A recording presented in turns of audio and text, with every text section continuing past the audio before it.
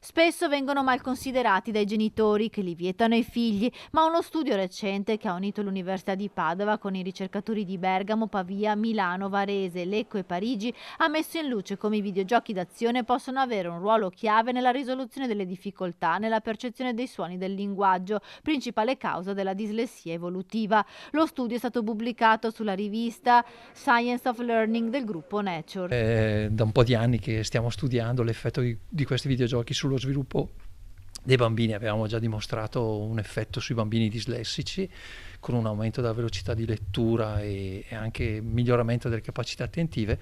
Questa volta siamo riusciti a intervenire prima e lavorare anche sui circuiti più uditivi fonologici. E abbiamo capito che il videogioco, come tutti i giochi, hanno un effetto molto potente sullo sviluppo dei bambini. In questo caso il videogioco riesce a aumentare la velocità di elaborazione anche dei suoni, permettendo di superare uno degli scogli più grandi per quando si deve imparare a leggere. Sebbene giocare sia considerato indispensabile per lo sviluppo cognitivo, sensomotorio e sociale di un bambino, c'è ancora una certa resistenza nel pensare che un simile ruolo possa essere svolto anche dagli attuali videogiochi. Diversi studi hanno però dimostrato che nei bambini con dislessia la velocità di lettura può migliorare in seguito a un trattamento riabilitativo con videogiochi commerciali che stimolano le abilità attentive.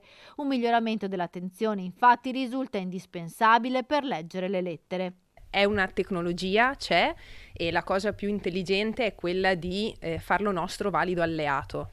Quindi i bambini, noi abbiamo visto durante le nostre sessioni di trattamento, si divertivano, erano in gruppetti di 4, 5, 6 bambini, quindi anche tra di loro formavano un bel gruppo, ed era fondamentale ovviamente la presenza dello sperimentatore in modo tale anche da stimolare il bambino quando era in difficoltà in alcuni momenti del gioco. Ai genitori mi sento di dire che se il bambino mostra interesse verso i videogiochi, non demonizzare completamente, scegliere videogiochi giusti con le giuste modalità anche di somministrazione, se così vogliamo dire, per farli giocare coi giochi giusti e nelle giuste quantità. Questo studio di prevenzione ha coinvolto 120 bambini dell'ultimo anno della scuola dell'infanzia. Un sottogruppo presentava difficoltà nei prerequisiti della lettoscrittura e quindi erano a rischio per una futura dislessia. Lo studio dimostra che con solo 20 sessioni di gioco con un videogioco d'azione da 45 minuti ciascuna si annullano specificatamente i disturbi nella percezione dei fonemi.